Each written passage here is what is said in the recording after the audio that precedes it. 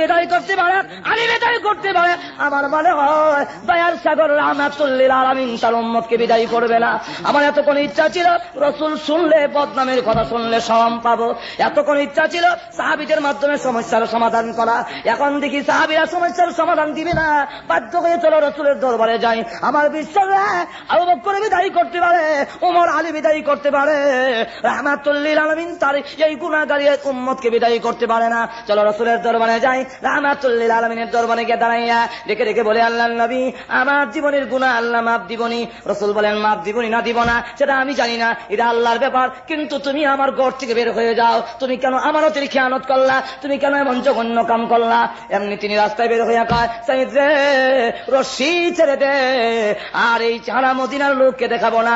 প্রমাণ হয়ে গেছে আল্লাহর জমিনের উপরে আকাশের নিচে আমার চাইতে বড় না ফরমান আল্লাহর জমিন আর কেউ নাই, আর এর চাইতে বড় অপরাধী নাই। রশি ছেড়ে দে।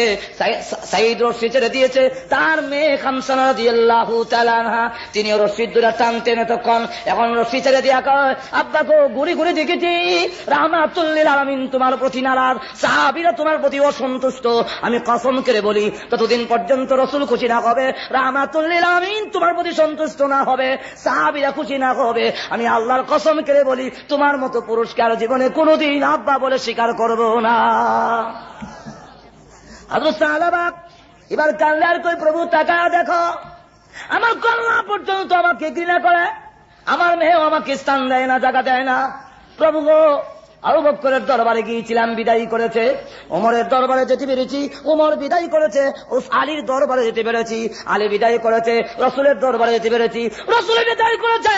তোমার দরবারে হাজিরা দিলাম খোদা, এবার তুমি বলো না তোমার এই গুনাহগার বান্দাকে তুমিও যদি বিদায় করে দাও, বলো না তোমার এই গুনাহগার বান্দা কার দুয়ারে যাবে, কার কাছে গিয়ে আশ্রয় চাবে? এই কান্দে হাত দৌড়ে পাহাড়ের দিকে আবার যেতে যেতে গাছের নিচে গিয়ে সেজদায় পড়ে আল্লাহর দরবারে কান্দলে, জাহান্নামের আগুন সইতে পারবো না, কিয়ামতের মাঠের আযাব সইতে পারবো না। গুনাহগার যদি ঘোষণা করো কিয়ামতের মাঠে আমার অবস্থা কি হবে? এইভাবে যখন কান্দলে আল্লাহর পক্ষ থেকে জিবরাইল হাজির হইয়া কয়, নবী গো এই মাখলুকগুলোর মালিক কি আপনি না আল্লাহ? রাসূল বলেন, সমস্ত মাখলুকের মালিক আল্লাহ। মাখলুকের মালিক যদি আল্লাহ হয়ে থাকে সাহাবাকে কেন বিদায় করে দিলেন?